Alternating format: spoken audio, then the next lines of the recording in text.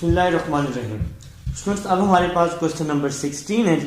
Question number 16 हम लोग मेरे ख्याल से प्रीवियस भी इस तरह के कुछ क्वेश्चन हम लोग कर चुके हैं चैप्टर नंबर 6 में ही। लेकिन ये क्वेश्चन है आपके पास, वो हमें कह रहा है if the harmonic mean and arithmetic mean between two numbers are 4 and 9/2। देखें आपके पास हार्मोनिक मीन और अर्थमेटिक मीन दिया हुआ है टू नंबर्स का, जो कि है 4 and 9/2 दिया हुआ है जनाब। तो वो हमें कह रहा है कि फाइंड द नंबर्स। आपने क्या करने हैं, नंबर्स को फाइंड करना है, ठीक है। तो आपने जी स्टेटमेंट रीड कर ली है अपनी अपनी बुक से देखकर। तो देखें जी, हमारे पास स्टेटमेंट है हार्मोनिक मीन उसने दिया हुआ है 4। आप लोग लिख सकते हैं, गिवन में लिख सकते हैं।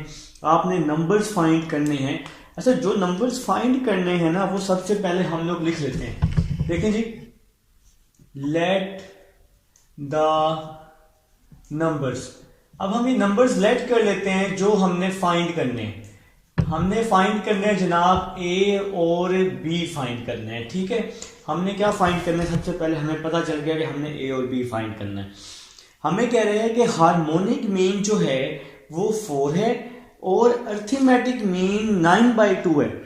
देखिए जी, आपके पास हार्मोनिक मीन 4 है और अर्थमेटिक मीन 9/2 है।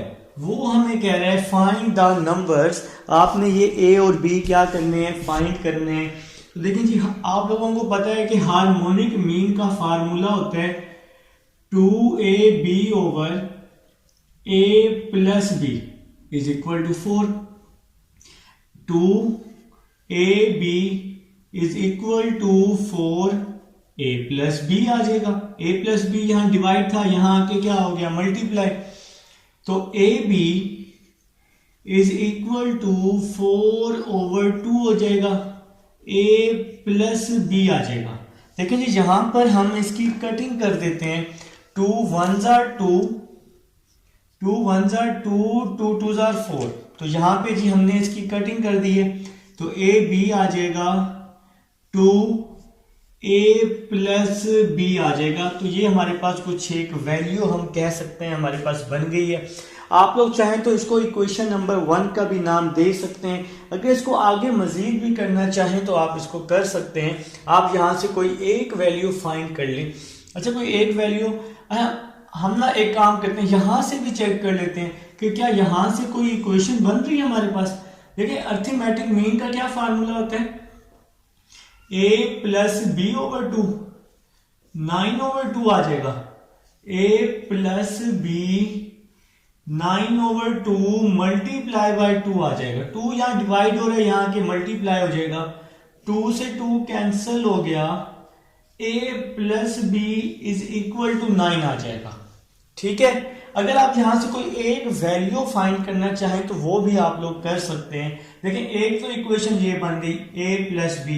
अगर यहां से आप कोई वैल्यू फाइंड करना चाहें तो 9 प्लस a यहाँ के माइनस a हो जाएगा। तो एक इक्वेशन ये बन गई। तो यहाँ पे हमारे पास दो इक्वेशन बन सकती है यहां से। अब अगर आप लोग यहां पर आए, इस जगह पे आए, देखें जरा इसको, इस बात को समझने। b किसकी इक्वल है, 9 माइनस a के।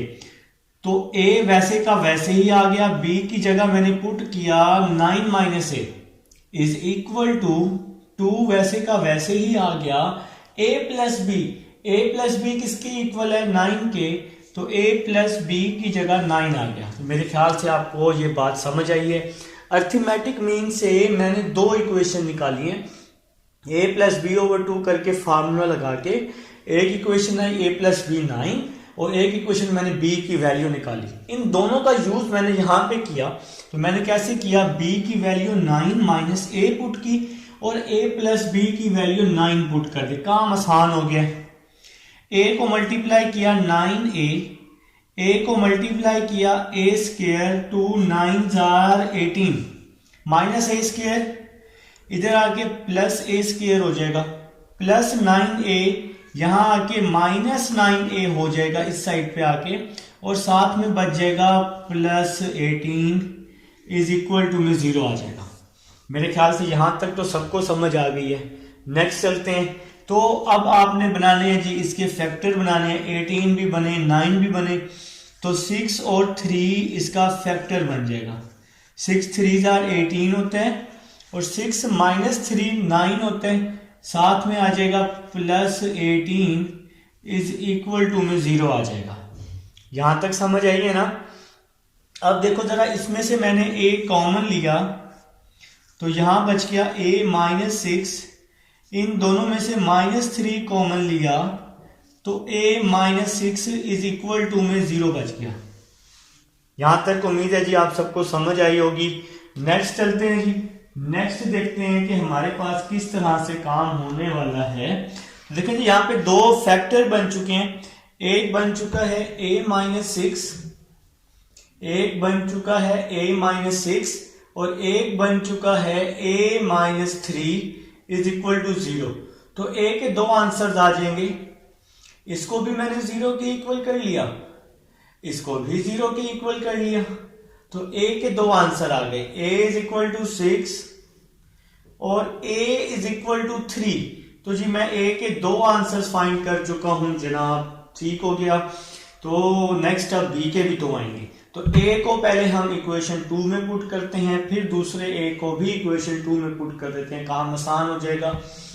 देखें जी, put a is equal to 6 in equation, ये इक्वेशन 2 है, ठीक है, इक्वेशन 2 में पुट किया। b is equal to 9 minus, ये जो a है इस a की जगह पे 6 आ गया। b is equal to 9 minus 6 3 हो गया। तो फर्स्ट आंसर आ गया जनाब, a b का फर्स्ट आंसर आ चुका है। a को क्या पुट किया 6, तो b का क्या आंसर आया था, यहाँ पे 3 आया था। तो ये जी हमारे पास फर्स्ट आंसर आ चुका है। अब हमने जब a की फर्स्ट वैल्यू पुट की थी, तो a की जब हमने फर्स्ट वैल्यू पुट की थी, इसको थोड़ा सा मैं सीधा करके लिख लेता हूं, ठीक है। तो a की जब मैंने फर्स्ट वैल्यू पुट की तो आंसर मेरे पास आ चुका है a b is equal to 6 3, ठीक है जी। तो ये हमारे पास एक आंसर आ चुका है। जब हमने a 6 पुट किया तो b 3 आया, ठीक है। अब हम लोग क्या पुट करेंगे, a की दूसरी वैल्यू जो हमारे पास है, a की दूसरी वैल्यू 3 है, तो a की दूसरी वैल्यू अब हम लोग पुट कर देते हैं। कह रहे हैं जी पुट करें, शाबाश, put a is equal to 3, equation 2 आसान है ना, इन इक्वेशन 2। तो a की दूसरी वैल्यू पुट कर रहा हूं इक्वेशन 2 में, तो इक्वेशन 2 में पुट कर दूंगा b is equal to 9 minus, b is equal to 9 minus a की जगह 3 आ जाएगा। तो a की दूसरी वैल्यू पुट कर दी इक्वेशन 2 में, तो b is equal to 9 minus 3 क्या हो जाएगा, 6 हो जाएगा। तो जनाब ये हमारे पास भी आंसर आ चुके हैं। क्वेश्चन कंप्लीट हो चुका है, a और b का क्वेश्चन कंप्लीट हो चुका है। a 3 आया था और b 6 आया, ठीक है जी। तो ये हमारे पास सेकंड आंसर है। तो इसके साथ ही ये क्वेश्चन नंबर 16 आपका कंप्लीट हो गया। उम्मीद है जी आप सबको समझ आई है। अगर समझ ना आए तो वीडियो को रिवाइज करके देखें, थोड़ा सा स्पीड को स्लो करके देख लें तो इंशाल्लाह आपको अच्छे से समझ आ जाएगी। तो क्वेश्चन नंबर 17 की तरफ चलते हैं। उम्मीद है जी आप लोगों ने यहाँ तक कर लिया है, अच्छे से कर लिया है, टाइम वेस्ट नहीं करते। अगर आप लोग चाहें तो थोड़ा सा स्किप करके क्वेश्चन नंबर 17 की तरफ आ जाएं। मैं जरा कुछ सेकंड्स लगेंगे मुझे रेस करते हुए।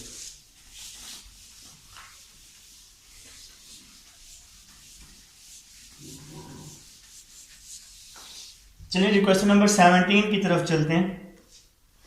क्वेश्चन नंबर 17 की स्टेटमेंट देखिएगा यार। Question number 17, if the positive gm and hm between two numbers are 4 and 16 over 5, find the numbers. तो काम वही है, फाइंड आपने नंबर करने हैं।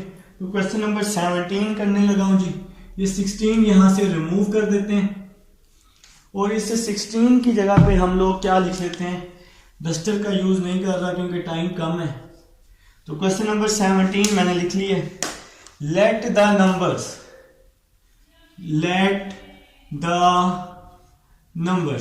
तो ये नंबर्स हम लेट कर लेते हैं जो आपने फाइंड करने हैं। आपने फाइंड करना है ए बी। असल में ए बी हम लोग इसलिए लेट कर रहे हैं क्योंकि ज्योमेट्रिक मीन और हार्मोनिक मीन में दो ही चीजें होती हैं, एक तो ए होता है और दूसरा बी होता है, ठीक है, तो इसलिए हम लोग ए बी फाइंड कर रहे हैं।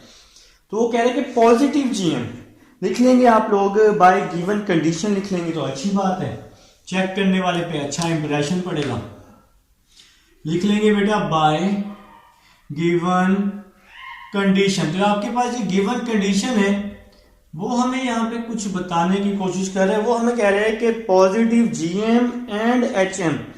तो जीएम है हमारे पास, पॉजिटिव जीएम है हमारे पास 4 और हमारे पास एचएम है 16/5 और हमारे पास एचएम है 16/5। तो वो हमें कह रहे हैं कि आपने क्या करना है, ये दो नंबर्स आप लोगों ने फाइंड करने हैं। तो जीएम का फार्मूला ले लेंगे। जीएम का फार्मूला होता है ए बी का under root is equal to 4। अगर आप इसका दोनों तरफ स्क्वायर ले लें, ए बी का अंडर रूट का स्क्वायर इज इक्वल टू 4 का स्क्वायर, तो ए स्क्वायर से स्क्वायर रूट कट जाएगा, A B is equal to 16 आ जाएगा। एक तो ये इक्वेशन बन सकती है यहां से पॉसिबल इक्वेशन। अगर हम यहां से b की वैल्यू निकालें, a यहां पे आके डिवाइड हो जाएगा तो 16/8, तो एक इक्वेशन तो ये भी बन सकती है। तो यहां से gm से हमारे पास दो इक्वेशनें बन सकती हैं। अब हम लोग जरा आते हैं hm की तरफ, हार्मोनिक मीन की तरफ। हार्मोनिक मीन को देखते हैं, ये हमें क्या कहना चाह रहे हैं। हार्मोनिक मीन का फार्मूला होता है 2ab over a plus b, 16/5 आ गया। ठीक है जी, हमने इसकी बात मान ली, हमने लिख लिया 2ab ओवर 16। ठीक हो गया जी, ये हमारे पास बात मान ली गई है, हमारे पास इसी तरह से ही है। ठीक है, 2ab is equal to 16/5 a plus B आ जाएगा। a प्लस बी यहाँ डिवाइड हो रहा है, यहाँ के क्या हो जाएगा, इसके साथ मल्टीप्लाई हो जाएगा, तो मैंने इसको मल्टीप्लाई कर दिया। नेक्स्ट चलते हैं 2ab। देखिए जरा इक्वेशन 1 में ab की क्या वैल्यू है, 16 है, तो ab की वैल्यू मैंने 16 पुट कर दी इज इक्वल टू, देखिए 5 यहाँ डिवाइड हो रहे हैं ना, तो ये ab की वैल्यू 16, 5 यहाँ डिवाइड हो रहे हैं, यहाँ के मल्टीप्लाई कर दिया मैंने, is equal to 16 a plus b आ जाएगा। ठीक है, देखें जी 2 को 5 से मल्टीप्लाई किया 10, 10 को 16 से मल्टीप्लाई किया 160 आ जाएगा, या 2 16s are 32, 32 को फिर आप 5 से मल्टीप्लाई करें तो 160, 16 यहाँ मल्टीप्लाई हो रहा है, यहाँ आके डिवाइड हो जाएगा, a प्लस b आ जाएगा साथ में। देखें जी इसकी आप लोग कटिंग कर सकते हैं, यहाँ पर 16 1s are 16, 16 10s are 160, तो 10 आ गया यहाँ पर। 10 is equal to a plus b की क्या वैल्यू है, b की वैल्यू देखें 16/8, तो b की वैल्यू पुट कर दी 16/8। ठीक है जी, मेरे ख्याल से यहां तक हमें समझ आ चुकी है। ठीक है, नेक्स्ट चलते हैं 10 इज इक्वल टू, इसके नीचे 1 है, नीचे वाली वैल्यूज को मल्टीप्लाई, बाकी वैल्यूज को क्रॉस मल्टीप्लाई, a को a के साथ, 16 को 1 के साथ। ये एलसीएम लेने का सबसे आसान तरीका है। a यहां डिवाइड हो रहा है, यहां के मल्टीप्लाई हो जाएगा, 10a is equal to a square plus 16 आ जाएगा। देखें जी प्लस 10a है, यहां आके माइनस 10a हो जाएगा, तो a square minus 10a plus 16 is equal to में 0 आ जाएगा। तो प्लस 10a था, मैं इसको दूसरी साइड पे ले गया हूं, तो माइनस 10a हो गया। अब हम लोग इसके फैक्टर बना लेते हैं, तो कुछ बच्चों ने बना भी लिए होंगे, 16 भी बने 10 भी बने, तो 2 और 8 इसका फैक्टर बन रहा है, तो इसका फैक्टर बन चुका है जी 2 और 8 a स्क्वायर। जिन बच्चों को फैक्टर नहीं बनाने आते वो इस पे क्वाड्रेटिक भी लगा सकते हैं। ठीक है, इज इक्वल टू 0, बस गलती नहीं होनी चाहिए, गलती नहीं होनी चाहिए, क्वाड्रेटिक भी लगा सकते हैं। इन दोनों में से a कॉमन, a माइनस 2, इन दोनों में से 8 कॉमन, a माइनस 2 आ जाएगा। नेक्स्ट चलते हैं जी, ये दोनों आ जाएंगे जी a-2 और यहां पे आ जाएगा a-8 इज इक्वल टू 0। दोनों को 0 के इक्वल कर दूंगा, इसको भी 0 कर दिया, इसको भी 0 कर दिया, तो -2 यहां के क्या हो जाएगा +2, तो a का आंसर आ गया। -8 यहां के +8 हो जाएगा, तो यहां भी a का आंसर आ चुका है। तो a आ चुका है। अब हम लोग b फाइंड करेंगे। a को दोनों को बारी बारी इक्वेशन 2 में पुट कर देते हैं, ठीक है। तो लिख लो भाई शाबाश, put a is equal to 2 in equation 2। तो ये वाली इक्वेशन 2 है जनाब, तो इसमें मैं a की वैल्यू पुट कर रहा हूं, ठीक है। तो b इज इक्वल टू 16/2 आ जाएगा। देखें जी 2 1s are 2, 2 8s are 16, तो b की वैल्यू आ गई 8। तो यहां पे फर्स्ट आंसर हमें मिल गया a और b का, जो कि हमारे पास है 2 और 8। तो जनाब ये हमारे पास फर्स्ट आंसर आ चुका है जब हमने a की फर्स्ट वैल्यू पुट की। अब a की सेकंड वैल्यू क्या है हमारे पास 8 है, तो इसी तरह a की सेकंड वैल्यू पुट कर देते हैं। लिखें जी put a is equal to 8, put a is equal to 8 in equation 2। तो इक्वेशन 2 में अब हम लोग a की वैल्यू पुट कर देते हैं। तो ये वाली हमारी इक्वेशन 2 है, तो b इज इक्वल टू 16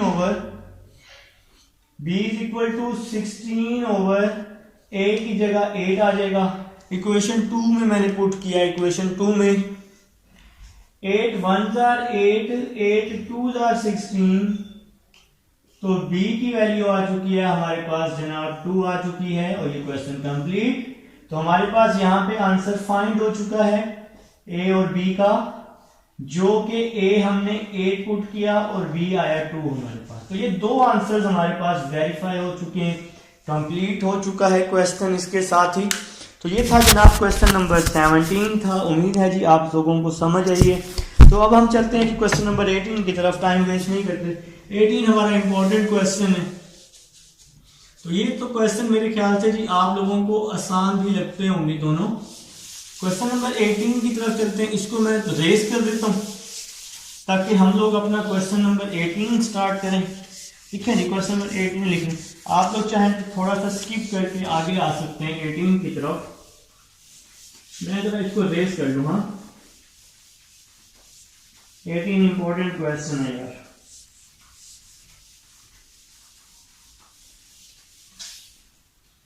चलिए जी क्वेश्चन नंबर 18 की तरफ आ जाए जी। क्वेश्चन नंबर 18 आपके पास है।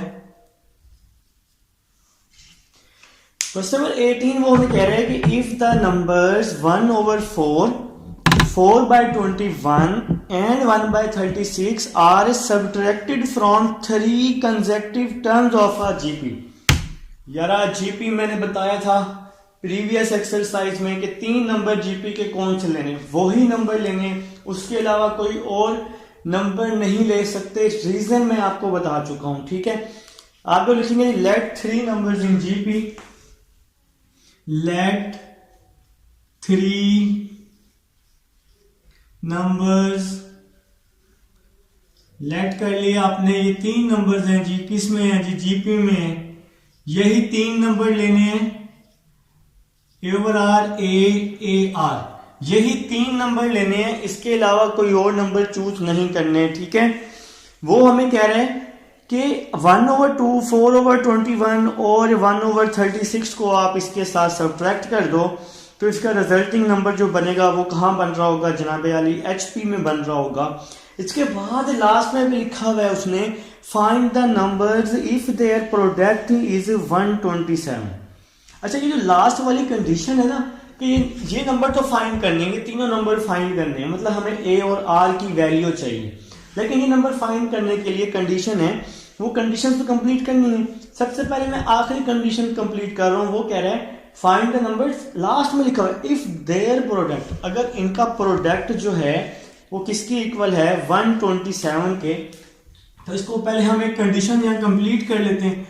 आप लोग लिख लें जी by given condition, by given condition, वो हमें कंडीशन में कह रहा है कि इन तीन नंबर्स का जो प्रोडक्ट है ए ओवर आर ए आर, वो हमारे पास 127 के इक्वल है। इन तीन नंबर्स का प्रोडक्ट 1/27 के इक्वल है। आर से आर को मैंने काट दिया जी, आर को आर से काट दिया तो ए और ए ये जनाब क्या हो जाएगा, ए क्यूब हो जाएगा और साथ में आ जाएगा 1/27 आ जाएगा। ठीक है, अब मैं जब इसका दोनों तरफ क्यूब रूट ले लूं, या हाँ दोनों तरफ क्यूब रूट ले लेते हैं, 3 × 1/3, इस 27 को लिखा 3 की पावर 3, ये मैंने इसका क्यूब रूट ले लिया, 1/3 पावर से मल्टीप्लाई किया तो 3 से 3 कैंसिल हो गया, तो ए का आंसर मेरे पास आ चुका है जनाब 1/3 आ चुका है। तो ये ए का आंसर मुझे मिल गया है इसकी एक कंडीशन से।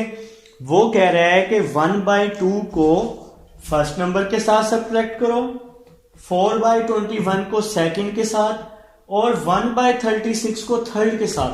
अब आपने क्या करना है, इसको सब्ट्रैक्ट करना है। देखिए जी, पहला नंबर है 1/2, तो पहले नंबर को पहले नंबर से माइनस कर देते हैं, ए ओवर आर -1/2, ये कंडीशन में है। वो कह रहे हैं 1/2, 4/21 और 1/36, पहली लाइन लिखी हुई है, उसको सब्ट्रैक्ट कर दो इन तीनों जीपी के साथ। ये जो तीनों आपके पास टर्म है जीपी की, इसके साथ आपने इसको सब्ट्रैक्ट करना है। ठीक है, अच्छा दूसरी वैल्यू है 4/21, तो अब मैं इसको a - 4/21 और फिर थर्ड वैल्यू ए आर, इस थर्ड वैल्यू को माइनस कर रहा हूं मैं किसके साथ, 1/36 के साथ। वो कह रहे हैं कि रिजल्टिंग नंबर कहां बन रहा है, HP में बन रहा है। रिजल्टिंग नंबर कहां बन रहा है जी, HP में बन रहा है। तो यही था कि 1/2, 4/21, 1/36 को सब्ट्रैक्ट करना है इन तीन नंबर्स के साथ। तो ये जो रिजल्ट बनेगा ये कहां बनेगा, HP में बनेगा। तो यही तो इसका मकसद था। तो देखो यार कैसे, अब क्या करने वाले हैं हम, a की वैल्यू, a किसकी इक्वल है 1/3 के, तो a की जगह मैंने पुट किया 1/3 और ये वाला r वैसे का वैसे ही आ जाएगा, क्योंकि 1/3 डिवाइड में है, r भी डिवाइड में है, तो 1/3r -1/2, a की वैल्यू पुट की 1/3 -4/21, a की वैल्यू पुट की 1/3r और साथ में आ जाएगा 1/36, और ये सारी टर्म किस में वो हमें कह रहा है, HP में कह रहा है। देखिए जी, a की वैल्यू पुट की 1/3, a की वैल्यू पुट की 1/3, a की वैल्यू पुट की 1/3, और ये जो रिजल्ट है ये किस में है जी, हमारा HP में है। जनाब बुक वाले जो भाई साहब हैं वो हमें बोल चुके हैं। अब मैंने इसका LCM ले लिया। अच्छा जी, पहले मैं इस वैल्यू का फर्स्ट वैल्यू का LCM ले लेता हूं। 2 3 6 होता है ना, तो क्रॉस मल्टीप्लाई किया, इसको इसके साथ, इसको इसके साथ, 2 - 3r आ जाएगा। ठीक है, तो नीचे वाली वैल्यूज को मल्टीप्लाई, बाकी को क्रॉस मल्टीप्लाई। तो यहां पे ये आसान है एलसीएम लेना, तो 21 एलसीएम ले लिया, 21 इन दोनों का, 3 7 21 होता है। 21 को 1 से किया तो 1 को 4 से मल्टीप्लाई किया 4। जिसको एलसीएम लेना नहीं आता वो कैलकुलेटर पे लिख लेगा 1/3 - 4/21, तो उस तरह से भी आंसर लिख सकते हैं। अच्छा जी, यहाँ पे 36 इसका मैंने एलसीएम ले लिया, 36 एलसीएम आ गया। 3 12 36 होता है ना, और 36 1 36 होता है। तो ये वैल्यू किस में कह रहा है, वो हमें एचपी में कह रहा है, भूलना नहीं है। ये वैल्यू हमें कह रहा है एचपी में, वो कहता है ये चीज याद रखो भाई, भूलना नहीं है। नेक्स्ट चलते हैं जी, नेक्स्ट बोर्ड को बचाने की कोशिश करूंगा ताकि हमारा क्वेश्चन हो जाए। ये वाली जो वैल्यू है 2 - 3r/6r, पहली वैल्यू वैसे की वैसे ही आ गई, 2 - 3r/6r, पहली वैल्यू में कोई चेंजिंग नहीं आएगी, इसको वैसे लिख लिया। 7 - 4 3 हो जाएगा, 3/21, और साथ में आ जाएगा 12r - 1/36, और ये वैल्यू कहां पे बता रहा है, वो हमें एचपी में बता रहा है। ठीक है। अब देखें जी, इस पूरी वैल्यू को हमने एज इट इज लिख लिया। ये आ जाएगा 2 माइनस 3r, ये वैसे का वैसे ही आ जाएगा, डिवाइड में आ जाएगा 6r। यहां पे ना मैंने इसकी कुछ कटिंग कर रहा हूं इस तरह से, 3 1s are 3, 3 7s are 21, तो ये जी 1/7 आपका आंसर आ जाएगा, 1/7। 12r माइनस 1/36 इन HP, तो ये वैल्यू वैसी की वैसी आ गई, 12r माइनस 1/36। अब HP का तो कोई फार्मूला ही नहीं होता, तो हमें इसको लेके जाना पड़ेगा कहाँ, AP में। तो AP में हम इसको लेके जाते हैं जी। क्वेश्चन लेंथी है थोड़ा सा यारा, तो शायद रेज करना पड़े वो, तो इसलिए साथ साथ नोट करते जाओ, ठीक है। तो इस वैल्यू को हम AP में ले जाते हैं। AP में लेके जाने के लिए मुझे इसको क्या करना पड़ेगा, रेसिप्रोकल करना पड़ेगा। तो नीचे वाली वैल्यू ऊपर, 2 minus 3r 7 36 over 12r minus 1 इन AP। तो भाई ये वैल्यू AP में चली गई है, तो अब हमें क्या करना पड़ेगा, इसका कॉमन डिफरेंस फाइंड करना पड़ेगा। तो आपको पता है कि AP में कॉमन डिफरेंस फाइंड करते हैं और तीनों वैल्यूज हैं, तो सारे पॉसिबल कॉमन डिफरेंस फाइंड करने पड़ेंगे। तो सेकंड को फर्स्ट में से माइनस कर देते हैं, 7 minus 6r over 2 minus 3r। इसी तरह सेकंड को फर्स्ट में से माइनस कर देते हैं, 36 ओवर 12r माइनस 1 माइनस 7 आ जाएगा। तो हमने सेकंड में से फर्स्ट को क्या कर दिया है जनाब, माइनस कर दिया है। तो अब हम इसका एलसीएम लेते हैं, इसके नीचे 1 है, नीचे वाली वैल्यूज को मल्टीप्लाई, 2 माइनस 3r, थोड़ा सा बड़ा करके लिख दूं अगर नजर शायद इशू हो आपको थोड़ा सा, तो इसको मैं थोड़ा बड़ा करके लिख देता हूं, 2 माइनस 3r, नीचे वाली वैल्यूज को मल्टीप्लाई, बाकी वैल्यूज को क्रॉस मल्टीप्लाई, 7 2 माइनस 3r, 1 को 6r से किया तो 6r आ जाएगा। तो यहां पे हमने इसको क्रॉस मल्टीप्लाई कर दिया। नेक्स्ट चलते हैं, इसके नीचे भी 1 है, तो नीचे वाली वैल्यूज को मल्टीप्लाई, बाकी वैल्यूज को क्रॉस मल्टीप्लाई, 1 को 36 के साथ, और यहां पे आ जाएगा 12r माइनस 1 आ जाएगा, ठीक है। तो हमने एलसीएम ले चुके हैं जी यहाँ पे।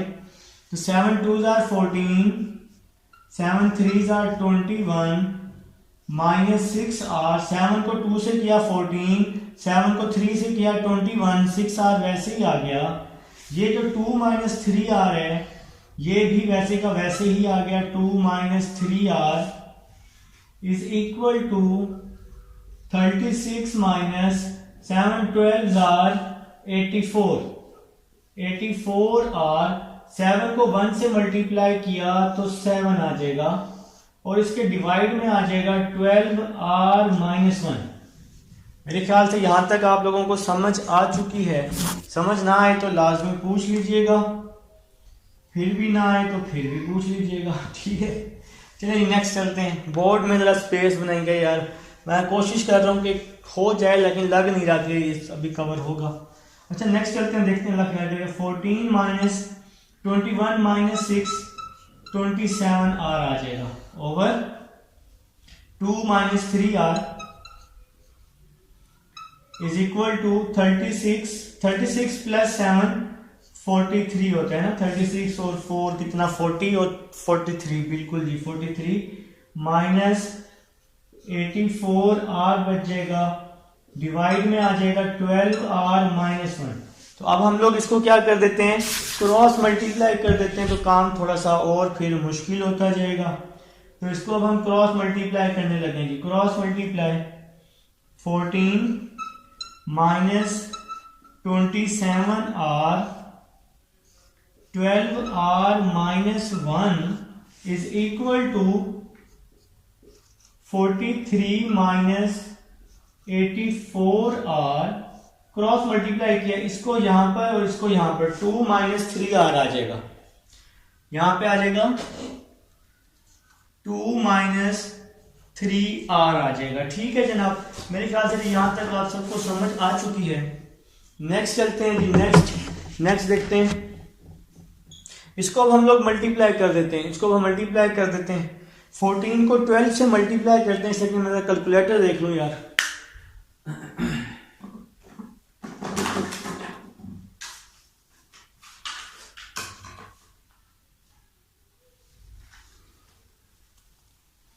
चलिए जी, इसको अब हम मल्टीप्लाई कर लेते हैं। मैं कैलकुलेटर तो मैं ले आया हूँ, मेरे ख्याल से आप लोगों के पास पता नहीं है कि नहीं है। तो 14 मल्टीप्लाई 12 कर लेते हैं। 14 मल्टीप्लाई 12 168 आ जाएगा। 14 को 12 से मल्टीप्लाई किया 168 आर। 14 को -1 से किया -14 आ जाएगा। फिर 27 को 12 से कर लेते हैं। 27 मल्टीप्लाई बाई 12 तो 324 आ रहा है जी। आप लोग भी चेक कर लें साथ साथ। 324 आर। फिर -27 को -1 से किया +27 आर आ जाएगा इज इक्वल टू। इसी तरह हम नेक्स्ट वैल्यू को भी मल्टीप्लाई कर देते हैं। 43 को 2 से किया 86 आ रहा है। 43 को -3 आर से करेंगे तो क्या आएगा 9 3 4 12, तो ये 129 आर आ रहा है। ठीक है, 43 को 2 से किया 86, 43 को 3 आर से किया 129 आर। फिर 84 को 2 से किया -84 को 2 से किया 168 आर आ रहा है जी। 168 आर। इसको मैं जरा दोबारा 168 आर। फिर 84 को 3 से कर देंगे तो क्या आएगा, इसको यहां फटाफट कर लेते हैं यार। 84 मल्टीप्लाई बाई 3 252 आ जाएगा प्लस 252 आर आ जाएगा। तो हमने क्या किया, इस पूरी वैल्यू को मल्टीप्लाई कर दिया। अब नेक्स्ट चलते हैं। थोड़ा सा है तो सही, लेकिन कर लो, कुछ नहीं होता, कर लो। आप लोग मल्टीप्लिकेशन मेरे से पहले ही कर लो तो अच्छी बात है, और मुझे बता दो आंसर के सर हो गया है, मैं मेहनत कर रहा हूँ। देखिए जी 168 माइनस 324 आर और ये प्लस 27 आर। देखिए जी 14 को 12 आर से किया ये आया, फिर 14 को -1 से किया, फिर -27 आर को 12 आर से करेंगे तो 324 आर स्क्वायर आ जाएगा। ठीक है, जरा यहाँ पे थोड़ा सा था। तो 168 प्लस 227 कर रहा हूँ, 168 प्लस 27 तो यार है जी 195 आर। यहां लिख लें 195 R. 168 plus 27 R -324 R square वैसे ही आ जाएगा, -324 आर स्क्वायर वैसे ही आ गया, और -14 भी वैसे का वैसे ही आ गया, -14 भी वैसे का वैसे ही आ गया इज इक्वल टू। देखिए 43 को 2 से किया 86, 43 को फिर मैंने 3 आर से किया 129 आर, फिर 84 को इसके साथ किया, और 84 को जब यहां किया तो यहां आर स्क्वायर आएगा। अच्छा जितना इसको सॉल्व कर लेते हैं। ये वाला 86 जो है, ये वाला 86 ये वैसे का वैसे ही आ गया। इसके बाद -129 -168, -129 -168 तो ये आपके पास आ रहा है जनाब -297। तो ये आपके पास यहां बच रहा है -297 आर, और साथ में बच रहा है जनाब 252 आर स्क्वायर, 252 आर स्क्वायर। तो ये वाली वैल्यू बच गई। अब हम इनको ना एक साथ कंबाइन कर लेते हैं। देखें जी ये वाली पूरी वैल्यू, इसको मैं वैसे का वैसे ही लिख रहा हूं, 86 -297 आर प्लस 252 आर स्क्वायर। ये -324 आर स्क्वायर इस साइड पे आके प्लस 324 आर स्क्वायर हो जाएगा। 195 आर इस साइड पे आके -195 आर हो जाएगा, और -14 यहां आके +14 हो जाएगा इज इक्वल टू 0 लिख लिया मैंने। ठीक है, अब 252 आर स्क्वायर प्लस 324 कर रहा हूं, 252 प्लस 324 कर दिया तो आंसर आ रहा है जी 576 आर स्क्वायर। 252 आर स्क्वायर और ये आर स्क्वायर दोनों को ऐड कर दिया, फिर -297 और -195, -297 -195, इसको सॉल्व किया तो ये आंसर आया जी -492R। जबरदस्त हो गया जी, ये तो गुड हो रहा है जी। 86 + 14, 86 100 आता है यार, ये 100 आ गया जी, +100 = 0। अब देखें जी, आप लोग इसमें से ना कॉमन वगैरह ले सकते हैं, इसको आप मजीद शॉर्ट कर सकते हैं। अगर आप इसमें से 2 कॉमन ले लें या इसको आप 4 कॉमन ले लें ना, इस पूरी इक्वेशन से 4 कॉमन ले लें, इस पूरी इक्वेशन से 4 कॉमन लिया तो यहां बच गया 576। नहीं, क्या कर रहे हो यार, मैं जल्दबाजी नहीं करनी, रिलैक्स होके काम करना है।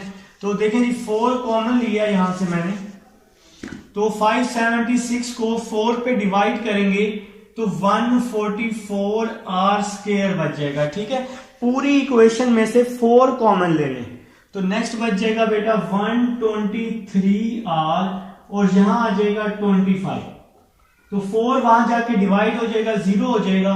144R² 123R + 25 = 0।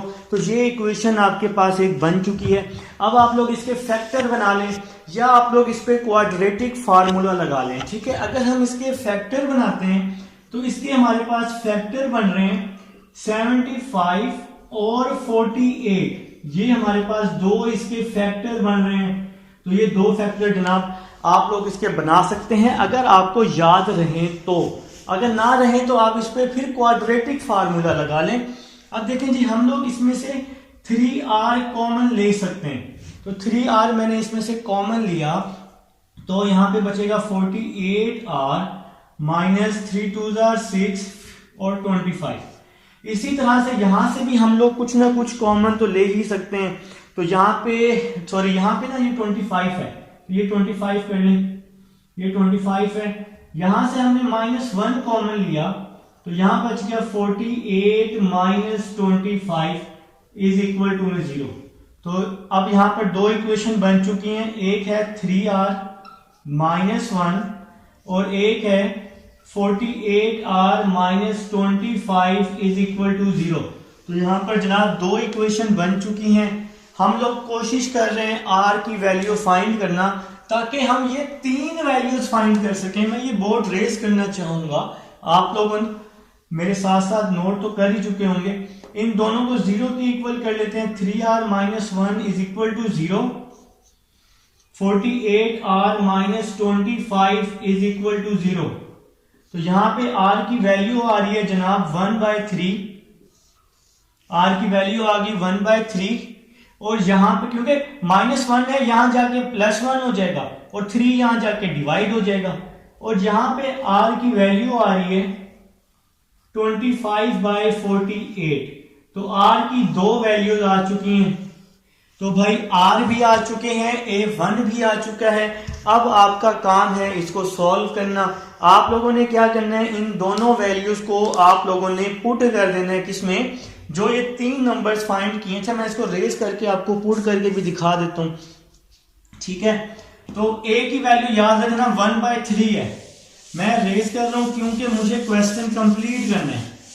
मैं रेज करने लगा हूं क्योंकि क्वेश्चन मुझे करना है कंप्लीट। तो ये दोनों वैल्यूज आपने पुट करनी है। आप लोग तो कर चुके हैं ना मेरे साथ साथ भाई। तो देखिए जी, आप लोगों ने पुट करने हैं when A = 1/3, R = 1/3। पहले हमने A फाइंड किया था ना, अब R की पहले ये एक वैल्यू पुट कर देंगे फिर दूसरी वैल्यू पुट कर देंगे। ठीक है, तो पहले हमने A फाइंड किया हुआ है, तो अब हम ये दोनों वैल्यूज पुट कर देते हैं। देखें जी, आपके पास ये नंबर्स लेट किए हुए थे A/R, A/R। तो A की वैल्यू 1/3, R की वैल्यू 1/3, A की वैल्यू 1/3, A की वैल्यू 1/3, R की वैल्यू 1/3। देखिए जी, 1/3, 3 से 3 कैंसल, 1/3, 1/9। तो तो जी एक आंसर हमें मिल चुका है जब हमने पुट किया a 1/3 और r 1/3। अब हमारे पास r की दूसरी वैल्यू है 25/48। तो अब हम लोग r की दूसरी वैल्यू को पुट कर देंगे। तो हमारे पास r की दूसरी वैल्यू है when a is equal to 1/3, r is equal to 25/48। तो अब हमारे पास ये r की दूसरी वैल्यू है।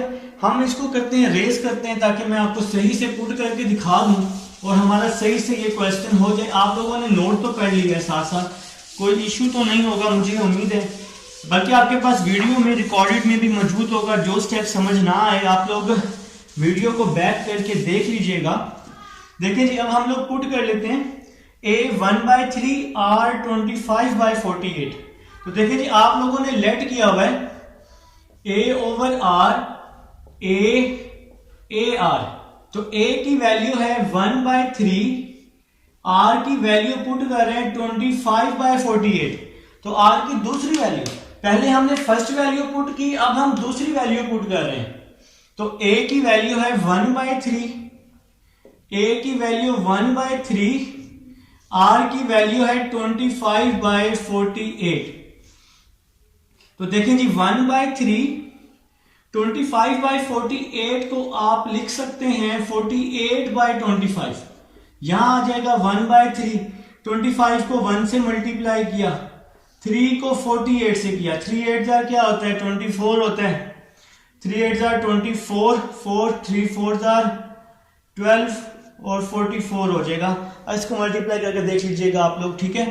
48 को 1 से किया 48, 25 को 3 से किया 75, 1/3 और यहां आ जाएगा 25/144। चलें जी क्वेश्चन हुआ आपका कंप्लीट। मैंने आपको दोनों वैल्यूज पुट करके दिखा दी।